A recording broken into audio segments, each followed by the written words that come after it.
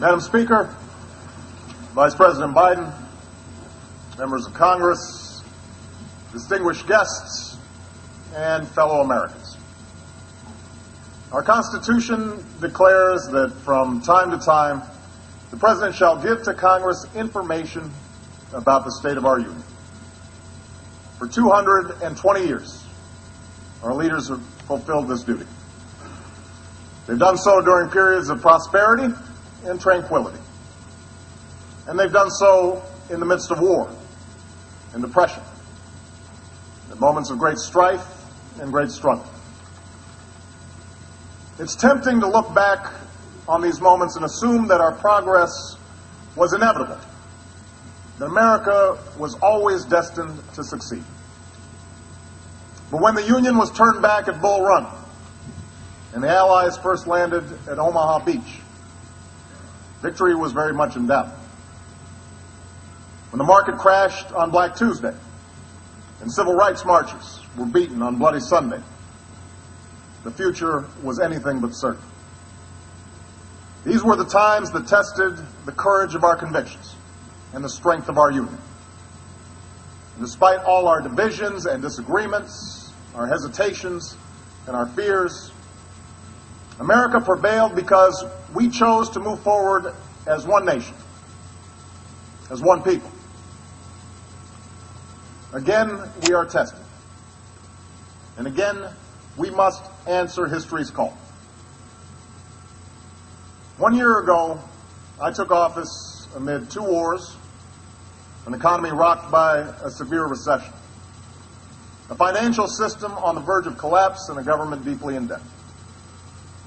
Experts from across the political spectrum warned that if we did not act, we might face a second depression. So we acted, immediately and aggressively. And 1 year later, the worst of the storm has passed. But the devastation remains. 1 in 10 Americans still cannot find work. Many businesses have shuttered. Home values have declined. Small towns and rural communities have been hit especially hard. And for those who'd already known poverty, life's become that much harder.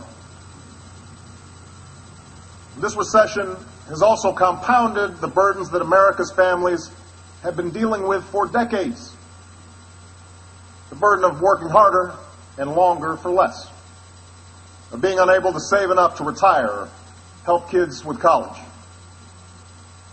So I know the anxieties that are out there right now. They're not new. These struggles are the reason I ran for president. These struggles are what I've witnessed for years in places like Elkhart, Indiana, Galesburg, Illinois. I hear about them in the letters that I read each night. The toughest to read are those written by children, asking why they have to move from their home, asking when their mom or dad will be able to go back to work. For these Americans and so many others, change has not come fast enough. Some are frustrated. Some are angry.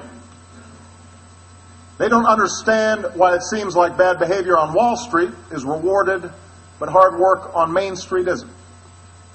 Or why Washington has been unable or unwilling to solve any of our problems. They're tired of the partisanship and the shouting and the pettiness. They know we can't afford it. Not now. So we face big and difficult challenges. And what the American people hope, what they deserve, is for all of us, Democrats and Republicans, to work through our differences, to overcome the numbing weight of our politics. For while the people who sent us here have different backgrounds, different stories, different beliefs, the anxieties they face are the same. The aspirations they hold are shared. A job that pays the bills, a chance to get ahead, most of all, the ability to give their children a better life. And you know what else they share?